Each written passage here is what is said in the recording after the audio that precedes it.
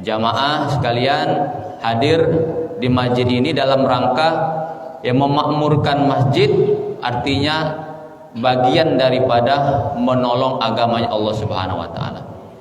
Memakmurkan baik itu ya, kegiatan-kegiatannya ataupun ya melengkapi fasilitas-fasilitas yang ada di masjid ini. Berbagi, ya, beramal, ya membantu, dermawan. Di masjid ini termasuk juga apa ya, masjid yang dibangun oleh masyarakat, ya, kedermawanan daripada warga masyarakat di lingkungan itu.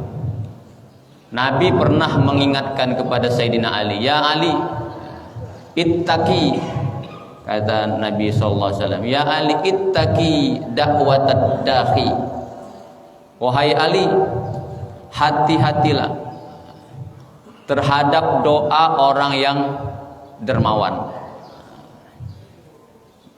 Jadi kalau ada tetangga kita, ya, lingkungan kita yang dermawan, hati-hati. Kita ini kadang-kala nyingok uang yang agak dermawan dikit, kadang-kala nyeletuk. Jangan-jangan duit korupsi, ya. Jangan-jangan pengen apa nyalek, gitu kan? Jangan-jangan macam-macam kecurigaan-curigaan. Kata Nabi, ya Ali, ittaqi, hati-hati dakwatad dahi. Kalau dia dengar, ya, tersinggung, sakit hati, dia doa kepada Allah, mustajabah. Doanya itu pasti dikabulkan oleh Allah Subhanahu wa taala. Karena ad-dahi, kata Nabi, ya, qaribu minallah, qaribu minal jannah, wa qaribu minan nas. Orang yang dermawan itu dekat dengan Allah, dekat dengan surga, dekat dengan manusia. Bahkan dermawan itu salah satu ciri orang yang bertakwa. Alladzina yunfiquna fis sarra'i wad dharra. Jadi orang yang bertakwa itu cirinya adalah senang berbagi, walau dalam keadaan dia senang atau dalam keadaan susah. Jadi hati-hati. Banyak orang tidak hidupnya sukses, tidak maju-maju karena gawinya kalau ya artinya tidak senang dengan orang yang dermawan, curiga macam-macam, akhirnya balik ke diri dia dewek. Ya apa namanya, tuduhan itu kembali kepada dirinya sendiri kalau tuduhan itu tidak benar. Jadi tidak boleh. Jadi apapun, kakek nak minta disanjung, ya, nak dimasukkan di TV, nak di macam-macam, kalau nyingok orang dermawan tidak apa-apa. Jangan kita, ya hati-hati, jangan kita sampai terucap dan didengar kemudian dia mendoakan kita dan kita nanti akan kembali kepada kita doa itu. Kemudian salawat dan salam kita sampaikan kepada junjungan kita Nabi besar Muhammad sallallahu alaihi wasallam. Bapak Ibu sekalian yang dirahmati oleh Allah Subhanahu wa taala, kita masih berada di bulan Zulhijjah, ya, salah satu bulan yang haram, ya, artinya bulan yang dimuliakan, yang disucikan oleh Allah Subhanahu wa taala. Allah Subhanahu wa taala dalam Al-Qur'an itu menyebutkan inna iddatasyuhur indallahi itsna asyara syahran fi kitabillahi, ya, minha arba'atul hurum. Jadi yauma khalaqas samawati wal ard minha arba'atul hurum. Jadi di dalam satu tahun itu ada 12 bulan yang Allah sudah tetapkan. 12 bulan itu ketika Allah menciptakan langit dan bumi itu. Di antara 12 bulan itu minha arba'atul hurum, ada 4 bulan yang haram. Di antaranya adalah bulan Zulhijjah ini, Zulqa'dah, Muharram, Rajab dan Zulqa'dah. Nah, Zulqa'dah ini ada 2 tempat yang harus kita perhatikan. Pertama di awal, ya, awal Zulqa'dah, Zulhijjah, yaitu 10 hari awal itu banyak sekali, ya, keutamaannya, amal-amalan yang harus kita, ya, lakukan. Di antaranya yaitu kemarin adalah, ya, kurban atau puasa Arafah dan lain sebagainya. Dan kemudian di akhirnya, ya, di akhir bulan Zulhijjah ini Karena bulan Zulhijjah ini dalam Islam termasuk bulan yang terakhir, bulan 12. Kalau masih itu Desember, setelah itu bulan Muharram. Nah, jadi akhir daripada setiap tahunnya itu adalah bulan Zulhijjah. Nah, di akhir itulah kita dituntut untuk senantiasa ya memperhatikan, mengevaluasi, muhasabah atas apa-apa yang telah kita lakukan di bulan-bulan sebelumnya itu, selama sebulan itu. Nah, sebagaimana tema yang tadi disampaikan ya, tentang merenungi hakikat daripada umur ya. Nah, jadi kalau di Indonesia itu kan kalau istilah umur, usia itu kan sama saja. Kalau ditanya berapa umurnya, jawabannya ya sama dengan berapa usianya. Nah, tapi di dalam bahasa Arab itu ada ya sedikit perbedaan. Ada perbedaan umur dan usia, usia dan umur itu. Dalam bahasa Arab kalau nyebut usia itu ya dengan kata sinun, ya, sinun bisa berarti gigi juga, sinun. Artinya apa? Yang nampak, yang jelas, fisik, ya, itu namanya usia. Sedangkan umur bahasa Arabnya umrun, nah, itu hal-hal yang bersifat rohania. Jadi ada perbedaan, ya, secara ya perspektif perbedaan ya. Para ulama itu ya ada yang memberi ini namanya perspektif. Perbedaan-perbedaan itu suatu hal yang biasa. Pendapat-pendapat yang berbeda itu suatu hal yang biasa. Di masyarakat pun kadang-kala kita temukan ya perbedaan-perbedaan itu, termasuklah ya mendefinisikan usia dan umur itu. Selama perbedaan itu bukan bersifat usul ya, bukan suatu hal yang menjadi akidah, nah, itu suatu hal yang biasa. Jadi usia itu artinya apa? Ya usia itu hitungan, nah, hitungan fisiknya, ya, angkanya. Nah, kalau setiap manusia itu sudah ditentukan ajalnya, ya usia itu adalah dibatasi oleh ajal. Ya, umur, ya apa namanya usia tadi dibatasi dengan ajal. Berbeda dengan umur. Kalau umur ini tidak terbatas. Umur itu tidak terbatas dengan ruang, waktu, dan kematian. Nah, itu bedanya. Nah, jadi kalau usia, kalau misal setiap manusia ini kan punya ajal. Idza jaa ajaluhum la yastakhiruna sa'ata wa la yastaqdimun. Kalau ajal itu kemudian sudah datang tibanya, tidak akan bisa dimajukan ataupun dimundurkan. Nah, seandainya kita punya ajal, ya, ini kelahiran kita, ini ajal kita, maka usia itu perjalanan menuju pada ajal itu. Ada batasnya, ya, ada waktunya berhenti. Nah, sedangkan umur itu suatu hal yang sudah dilewati. Ajal kita umur 70 misalkan. Ya. Perjalanan kita masih 60. Nah, 60 yang kita lewati itu disebutkan umur. Ya, kualitas daripada ya, kehidupan kita yang sudah kita lalui itu disebut sebagai umur. Makanya kalau kita sering berdoa itu Allahumma tawil umurona, atau kata Nabi man ahabba ayyumidda bi umrihi, barang siapa yang pengen dipanjangkan umurnya, wasil rahimah, maka sambungan silaturahmi. Artinya umurnya ini yang panjang itu ya, nilainya yang panjang. Walaupun dia sudah meninggal, umurnya pendek, apa usianya pendek, tapi umurnya masih terus berjalan. Kita lihat para ulama, misalkan Imam Asy-Syafi'i.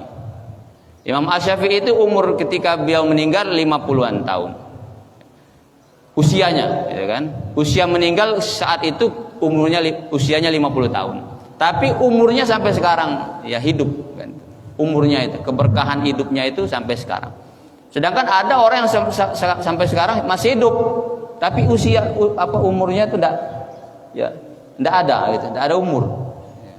Usianya masih berjalan tapi enggak ada umur. Tidak ada ya kemanfaatannya, tidak ada ya nilainya. Ya. Jadi kata Nabi, ya, ketika ditanya siapa orang yang baik itu, man tola umruhu wa hasuna amaluh, yaitu orang yang panjang umurnya dan baik amal ibadahnya. Yang menentukan keberkahan itu adalah amalnya itu. Banyak orang yang hidupnya tidak panjang tapi umurnya ya sampai sekarang masih berjalan terus. Termasuklah seperti misalkan kita sebagai orang tua punya anak yang soleh, atau kita meninggalkan amal jariah, kemudian meninggalkan ilmu yang manfaat, walaupun usia kita sudah selesai jatahnya, ajalnya sudah datang, tapi seolah-olah kita ini masih beramal.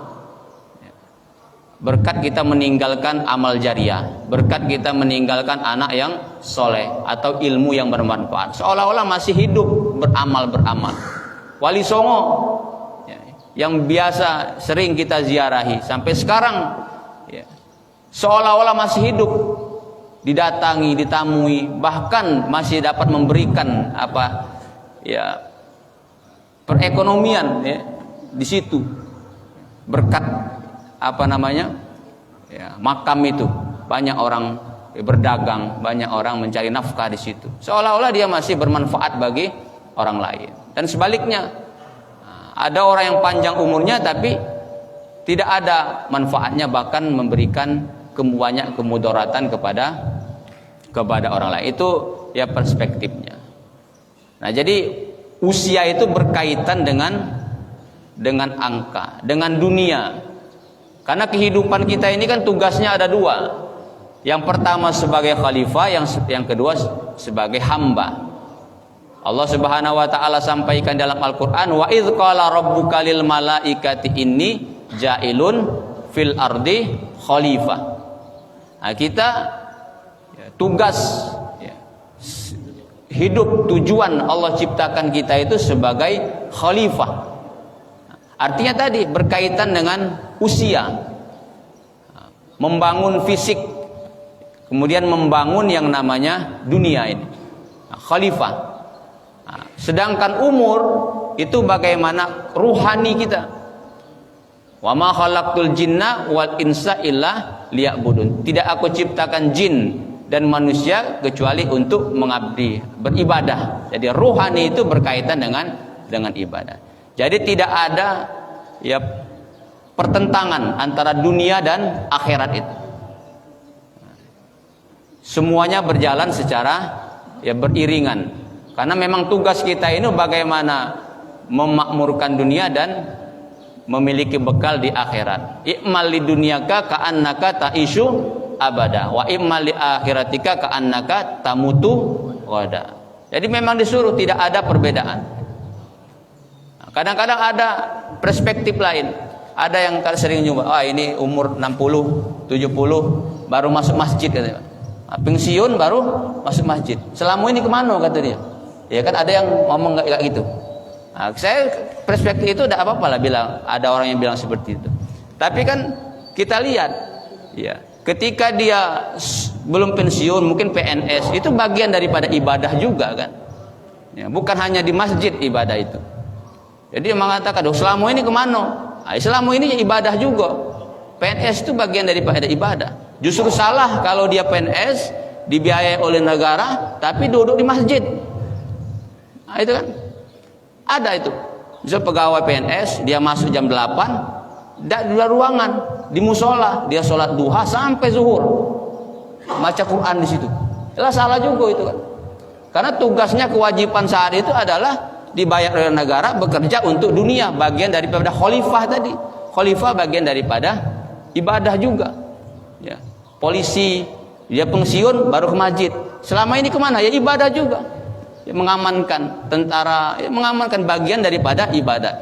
Jadi tidak boleh dipisahkan antara dunia dan akhirat itu. Memisahkan dunia antara akhirat itu. Sekuler kan, dalam bahasa asingnya kan seperti itu. Memisahkan. Kalau ibadah itu di masjid, kalau di luar itu dianggap bukan ibadah. Tapi pada hakikatnya yaitu bagian daripada ibadah semua. Bahkan ada istilah itu, kamin amalin yatasawwaru bi amali dunya yusiru bi amalil akhirah bi ahsanin niyah. Jadi ada amal akhir dunia, ya, ada amal dunia. Kemudian amal dunia itu menjadi amal akhirat karena apa? Karena niatnya. Dan sebaliknya, wa kam min amalin ya akhirah tsumma yusiru bi amali dunya bi sirrin niyah, karena buruknya niat. Jadi tergantung niatnya. Jadi ada amal-amal dunia itu, ketika amal dunia itu kita niatkan untuk kebaikan akhirat, menjadi amal akhirat. Kita makan, kita minum, itu bagian daripada amalan dunia. Tidur, amalan dunia, karena semua makhluk melakukan itu, tidak hanya orang Islam. Amalan dunia. Tapi dia bisa menjadi amal akhirat ketika tidur kita itu kita niatkan untuk mungkin nanti malam bisa beribadah, ya, subuh bisa masuk ke masjid. Jadi tidur kita itu menjadi ya amalan akhirat. Makan, ya, hewan makan, orang non muslim juga makan, sama-sama makan, ya. Tapi ketika kita makan, kita niatkan dengan makan, kemudian kita semangat untuk beribadah, semangat mencari nafkah yang halal, menjadi amal akhirat. Jadi makan kita itu menjadi amal akhirat. Nah, jadi bukan tempatnya itu, bukan kegiatannya itu yang menyebabkan dia menjadi amalan akhirat, tapi niatnya. Termasuk sebaliknya, ada amalan-amalan akhirat karena buruknya niat menjadi amal dunia. Nah, dia sholat, ya, ke masjid, ya, amalan akhirat itu kan sholat di masjid. Tapi niatnya apa? Bukan untuk beribadah. Nyari celengan masjid misalkan. Masuk masjid ya masuk masjid, gitu kan. Tapi niatnya bukan sholat, tapi ambil celengan. Nah, itu ada bakal di CCTV kan. Nah, menjadi amal. Itu yang ada, bahkan yang sholat memang. Ya. Memang dia sudah sholat, tapi sholatnya itu bukan karena ya ibadah. Mungkin niatnya karena pengen dipuji dan sebagainya. Menjadi amal akhirat itu menjadi amal dunia, menjadi amal dunia. Bisa saja. Ya, kemudian sedekah, ya, bisa saja menjadi amal dunia. Jadi memang tergantung kepada niatnya, sehingga tidak bisa kita perspektif yang berbeda-beda. Ya, contoh yang lain misalkan, ada ulama, ini kadang-kadang banyak tersebar di masyarakat juga. Ada ulama dekat dengan pemerintah misalkan, ya. Kemudian dikatakan, oh ini ulama penjilat dekat pemerintah, gitu kan. Nah, ini perspektif mereka kan, perspektif yang lain. Nah, tapi kalau dia punya niat misalkan, seandainya ya dia tidak mendekati pemerintah, kemudian ulama lain yang mendekati pemerintah, misalkan Wahabi, Syiah, tidak mungkin kita bisa maulidan, tidak mungkin kita bisa Isra Mi'ratan. Jadi niatan dia supaya mendekati pemerintah, supaya ya Indonesia warnanya menjadi ahli sunnah, ya, bisa seperti itu. Daripada nanti kemudian dimasuki oleh orang seperti di Iran jadi Syiah, ya. Karena apa nanti yang diperintahkan ya menjadi undang-undang yang dibuat itu ya tergantung juga pengaruh daripada siapa yang di belakangnya itu. Jadi pada ulama-ulama kita itu ketika ditanya kenapa dekat mepet pemerintah, ya untuk mengamankan umat ini supaya aliran-aliran yang tidak sesuai yang selama ini tidak bisa dikembangkan di situ, ahli sunnah. Ya kan, ini perspektif, ya perspektif ini kan bermacam-macam. Kita disuruh bergaul ya dengan orang-orang yang soleh misalkan, ya kan perintahnya seperti itu. Kita hendaklah bergaul dengan orang-orang yang soleh, dengan orang-orang yang baik. Nah, tapi ada ulama yang pergaulannya itu justru dengan orang-orang yang jahat. Ya, dia dakwah di kafe, dia dakwah di diskotik, dia dakwah di jalan-jalan. Itu perspektif yang lain. Ya, perspektif yang lain.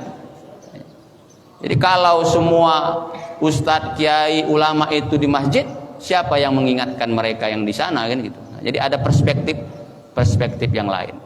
Jadi perspektif itu tidak ada yang salah selama itu memiliki dasar. Misalkan ada ulama itu biasa cenderungnya hidupnya sederhana, gitu ya. Nah, tapi ada ulama yang pakainya mewah, bagus, dia punya perspektif yang lain juga. Supaya apa? Supaya tidak dianggap jamaah ini dia ini butuh duit gitu. Banyak utang.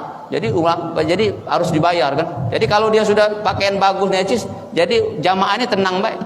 Ya sudahlah, mapan kata dia kan itu. Jadi perspektifnya itu. Ada kadang-kadang di pesantren seperti itu. Pesantren itu ya kiai-kiainya tuh ya rumahnya bagus. Memang supaya santrinya itu datang tidak bawa apa-apa. Lalu dianggap sudah mapan kiainya. Tapi kalau ya kiainya ya caknya tidak makan ya, rumahnya ini jadi uang tuh ibah kan. Ya perspektif lain itu perspektif maksudnya. Jadi perbedaan itu hal yang biasa, sesuai dengan niat, sesuai dengan apa namanya? Ya niatnya. Yang penting ada dasar-dasarnya.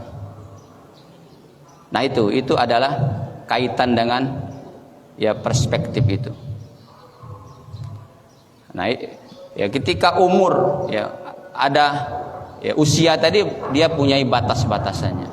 Batasnya adalah ajal. Dan bagaimana kita walaupun umur itu sudah ditentukan oleh Allah Subhanahu wa taala, yang kita ya incar atau yang kita persiapkan itu adalah umurnya, bukan usianya. Kalau usia itu ya mayoritas ulama mengatakan ya sudah ditentukan. Ya tidak bisa dimajukan, tidak bisa dimundurkan. Yang menjadi perhatian kita itu adalah bagaimana umurnya. Bagaimana kita isi ya kehidupan itu dengan kebaikan-kebaikan yang menjadikan umur kita itu semakin panjang. Kebaikannya. Dengar ini. Tidak dengar.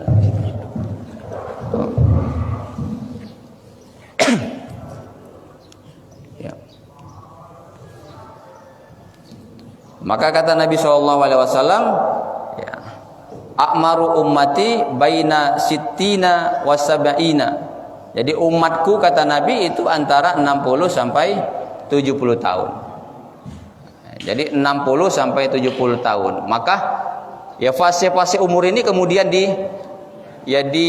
ada beberapa ya bagiannya. Ada yang mengatakan 20 20 20, 60. 20 ya masa anak remaja, 40 menuju dewasa, kemudian 60 lanjut ya usia. Nah, setiap umur itu mempunyai makna-maknanya. Kalau sudah 40 tahun, maka kita mengecek.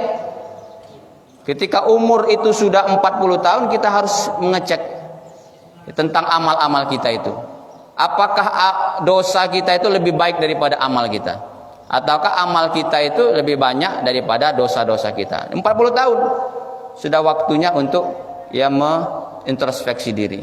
Kalau ya bahkan dikatakan kalau ketika umur 40 tahun ya dosanya lebih banyak daripada pahala-pahalanya, malaikat setan itu kata ya pendapat ya ulama itu, setan itu meraup wajahnya itu. Mengambil berkah daripada mukanya itu. Dianggap ini ya gurunya, Pak. Jadi ambil berkah. Kalau kita nyalami misalkan itu. Ini guruku katanya. Kalau kita umur 40 tahun, ternyata kebaikan kita itu lebih sedikit daripada amal-amal kita itu, maka ya susah untuk memperbaikinya. Maka daripada itu kita introspeksi diri, kemudian sekuat tenaga untuk membalikkan keadaan itu, membalikkan keadaan kekurangan-kekurangan amal kita itu. Bahkan dalam Al-Quran itu kan disampaikan ya, di dalam Al-Quran ya ketika umur 40 tahun kita diperintahkan untuk berdoa ya kan. Rabbi auzi'ni an ashkura ni'mataka allati an'amta alayya wa ala walidayya wa an amala shalihan tardahu wa aslih li fi dzurriyyati inni tubtu ilaika wa inni minal muslimin. Al-Ahqaf ayat 15. Itu diperintahkan, dianjurkan ketika kita umur 40 tahun, maka senantiasa kita berdoa untuk apa? Diberikan petunjuk dapat bersyukur kepada Allah Subhanahu wa taala. Jadi yang harus kita tanamkan ketika umur 40 tahun itu, yang pertama ya, minta petunjuk untuk dapat mensyukuri dari nikmat yang Allah anugerahkan kepada kita, wa ala walidai, dan kepada kedua orang tua kita. Di kadang-kala umur 40 tahun ini sudah banyak yang mengeluh, banyak yang susah, banyak yang kurang. Artinya ya, nilai syukurnya sudah melemah. Maka di umur itu ya, yang kita harapkan yang pertama itu tidak lain adalah diberikan petunjuk karena beratnya ya bersyukur kepada Allah Subhanahu wa taala, agar senantiasa kita bersyukur. Nah, kemudian wa an amala sholihah, diberikan oleh Allah Subhanahu wa taala ya kekuatan untuk melakukan amal-amal saleh. Dan kemudian bertaubat ya. Ini tubtu ilaika, dan kita mendawamkan diri kita ketika umur sudah 40 tahun itu untuk ya mengokohkan, apa istilahnya? Ya, menguatkanlah keinginan kita untuk bertaubat itu lebih benar-benar, itu 40 tahun. 60 tahun sudah tidak ada lagi toleransi. Sudah 60 tahun itu sudah ada tidak toleransi lagi. Jadi benar kalau sudah 60-70 tahun sudah di masjid baik. Tidak lagi tempat-tempat yang lain. Sudah tidak ada toleransi selain daripada ibadah itu. Karena tadi ya, sunnahnya Nabi itu kita ini umurnya 60 sampai 70 tahun. Sedikit yang lebih daripada itu. Nah, itu sunnahnya. Jadi kalau sudah 60 tahun itu tidak ada toleransi lagi untuk suatu hal yang di luar ibadah kepada Allah Subhanahu wa taala. Walaupun kita melakukan aktivitas yang lain, tetap kita niatkan untuk beribadah itu. Nah, itu fase-fasenya. Ada lagi yang mengatakan fase-fase kehidupan itu ya, tentang umur kita itu 2 tahun. Ya, setelah kelahiran 2 tahun itu bagaimana kita disuruh seorang ibu untuk menyusui anaknya selama 2 tahun itu untuk memperbaiki daya tahan tubuhnya, fisiknya. Kemudian 7 tahun kemudian diperintahkan untuk melaksanakan ibadah. Ibadah yang pertama yaitu sholat, itu kan sudah mulai dicontohkan, diperintahkan ya dipaksakan ya, untuk melaksanakan sholat. Umur 7 tahun. 15 tahun ya, saat akhir balik. Ya, seorang anak sudah ya, masanya balik. Nah, maka dia lebih tekankan lagi bagaimana kalau dia perempuan menutup auratnya, bagi laki-laki bagaimana dia menutup auratnya, itu kan. Nah, sudah ditekankan yang mana yang harus menjadi kewajibannya, ya, yang mana yang harus dia tinggalkan, itu sudah diperkenalkan, sudah diterapkan di umur dia 15 tahun. Nah, kemudian ya umur ya 20 ya kan, umur 20 tahun ke atas itu mulai ya beranjak dewasa, ya, remaja beranjak dewasa untuk pernikahan itu kan. Nah, sudah mulai juga dibekali laki-laki, perempuan ya, anak-anak kita itu ketika umur dia sudah 20 tahun itu sudah diperkenalkan dengan kehidupan dia dengan lawan jenisnya gitu kan. Pernikahan. Nah, sebelum dia mengenal ya lawan jenisnya secara alami atau dari orang lain, orang tuanya dulu memperkenalkan. Kalau laki-laki beda dengan perempuan, perempuan beda dengan laki-laki, harus ada batasnya, itu sudah diperkenalkan di umur 20 tahun. Jangan sampai dia kenal sendiri atau dikenalkan dengan orang lain untuk menghadapi lawan jenisnya. Itu yang banyak terjadi kesalahan, sehingga ya terjadi hal-hal yang tidak kita inginkan. Kemudian umur 30 tahun beranjak kedewasaan itu. Bahkan kata Nabi ya yadkhulu ahlil jannah itu, orang-orang yang masuk berada penduduk ahli surga itu umurnya berapa? Salasuna, 30 tahun. Au salasi wa salasina, atau 33 tahun. Jadi umur ya Nanti penduduk ahli surga itu antara 30 sampai 33 tahun. Jadi nenek-nenek, kakek-kakek kata orang tidak katik dalam surga. Ya. Yang 60 tahun tidak katik, dimudahkan lagi, disamakan, mudah semua. Ya. Itu umur 30. Artinya apa? Nah, sudah mulai untuk mengenalkan ya hakikat ya akhirat itu 30 tahun. Nah, baru tadi 40 tahun tadi. Nah, 40 tahun itu kemudian kita mengecek ya, mengevaluasi kira-kira banyak amal burukkah atau amal baikkah di dalam kita hidup selama 40 tahun itu. Kalau banyak yang lebih baiknya, artinya itu akan menjadi gambaran kehidupan dia setelah itu selanjutnya. Sisa 20 tahun lagi. 40 ke 20 tahun. Ada sisa 20 tahun lagi, itu punya ya digambarkan bahwa itulah kehidupan dia yang baik. Bahkan ada yang mengatakan kalau umurnya 40 tahun dia masih melakukan banyak kesalahan dosa, itu bisa nanti menjadi su'ul khatimah. Karena ketika 40 tahun itu kalau itu dibiarkan, itu akan berat untuk merubahnya itu. Batas itu kan. Sama aja tinggi badan. Kalau tinggi badan anak itu umur berapa sudah tidak bisa tinggi lagi. Nah, seperti itu juga dengan amal ini. Kalau 40 tahun itu berat untuk merubahnya. Kalau dia biarkan tambah berat, bisa menjadi su'ul khatimah. Nah, jadi memang ya bahkan jelas itu diperintahkan kita untuk ya berdoa itu karena memang rawan umur-umur itu. Ya.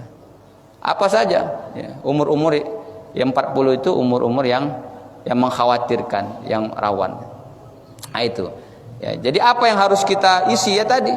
Dua hal tadi. Dalam kehidupan kita itu tidak ada lain, tidak ada bukan tujuan dalam kehidupan ini dua hal tadi. Bagaimana kita menjadikan dunia ini ya kita sebagai khalifah, kemudian menjaga, merawat, melindungi dunia ini, mengamankan dunia itu bagian daripada tugas kita. Khalifah yang kedua adalah ibadah. Jadi ada khalifah, ada hamba. Khalifah itu artinya pemimpin. Jadi satu sisi fungsi kehidupan kita ini adalah sebagai pemimpin, tapi di sisi lain sebagai hamba, sebagai budak. Pemimpin bagi alam semesta, budak kita ini bagi ya Allah Subhanahu wa taala. Kita budaknya Allah Subhanahu wa taala, hambanya Allah Subhanahu wa taala. Jadi harus ada keseimbangan. Jangan senang memimpin lupa bahwa kita ini ada budak yang harus tunduk, patuh, taat dan senantiasa yang menyembah Allah Subhanahu wa taala. Dan sebaliknya juga, kita jangan sibuk kemudian beribadah tapi tidak memikirkan keadaan lingkungan di sekitar kita.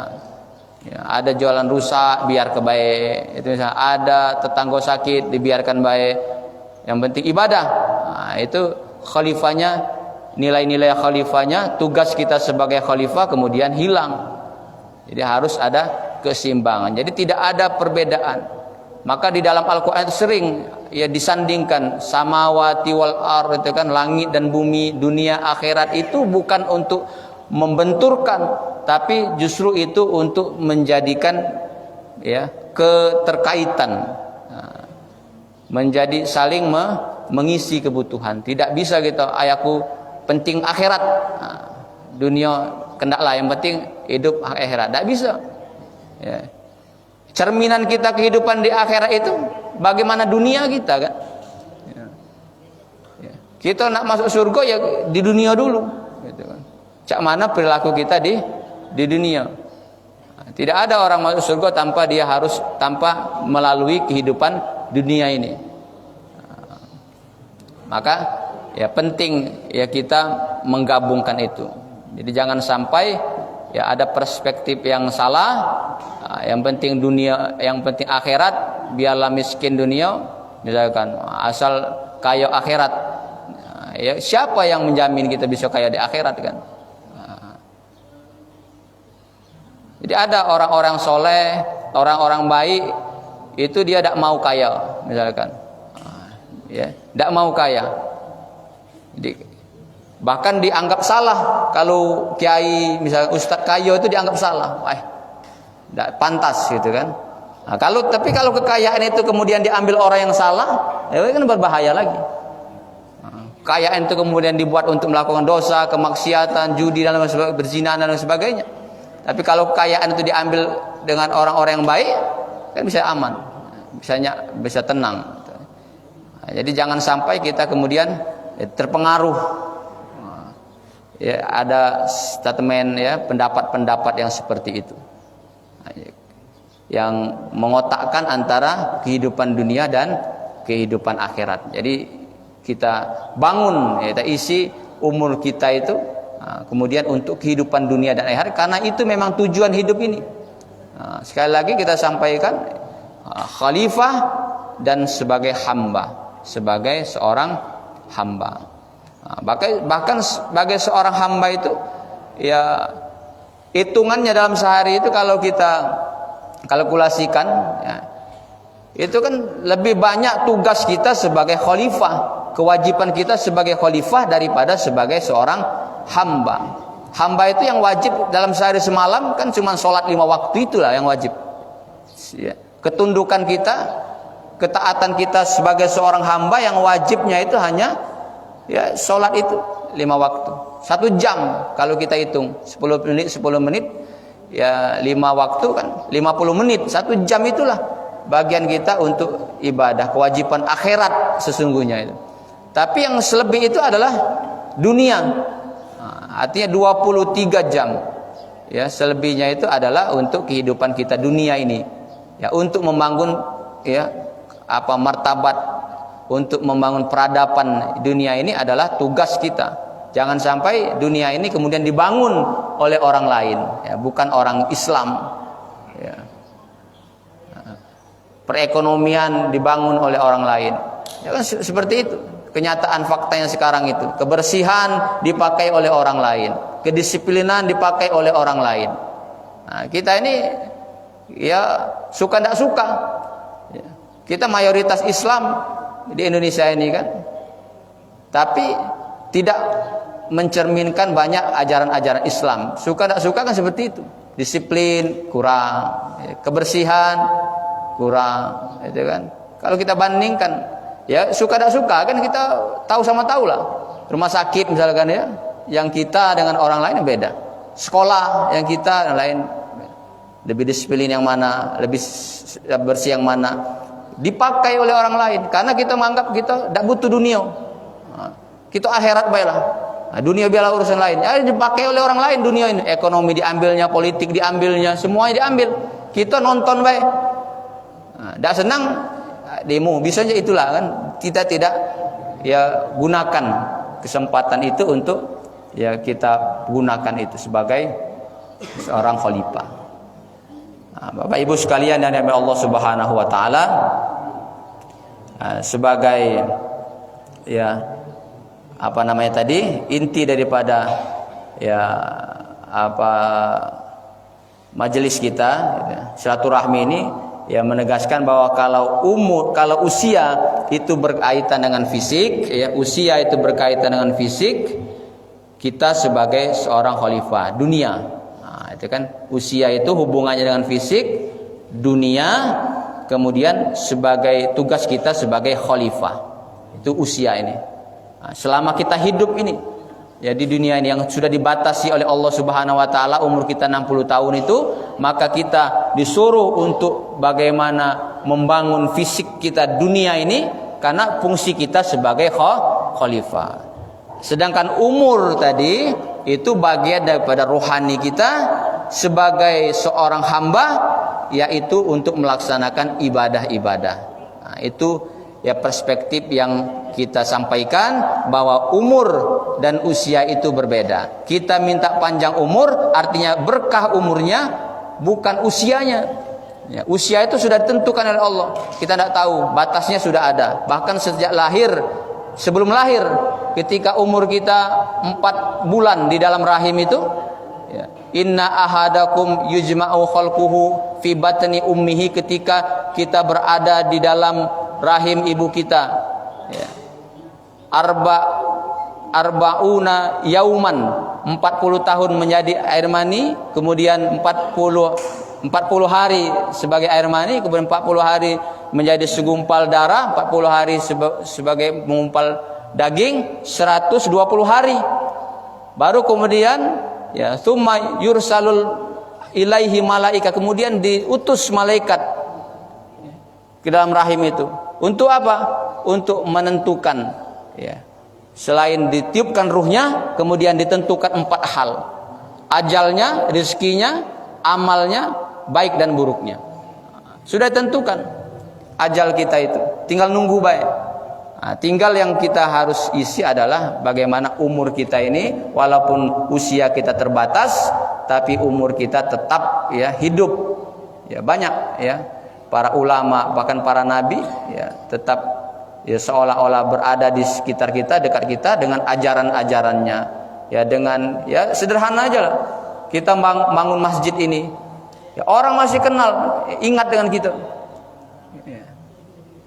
Atau kita ya memberikan salah satu fasilitas di masjid ini, orang masih ingat dengan kita, gitu kan? Mengingatkan ya kita ketika itu digunakan, dipakai dan sebagainya. Mungkin itu saja yang bisa saya sampaikan. Ya mudah-mudahan ya memberikan ya manfaat ya khususnya kepada diri saya pribadi dan umumnya kepada jamaah sekalian yang dirahmati Allah Subhanahu wa taala. Mohon maaf bila ada kesalahan, kekurangan, kehilafan, kepada Allah saya mohon ampun. Allahumma fiq ila aqwamit thariq. Assalamualaikum warahmatullahi wabarakatuh.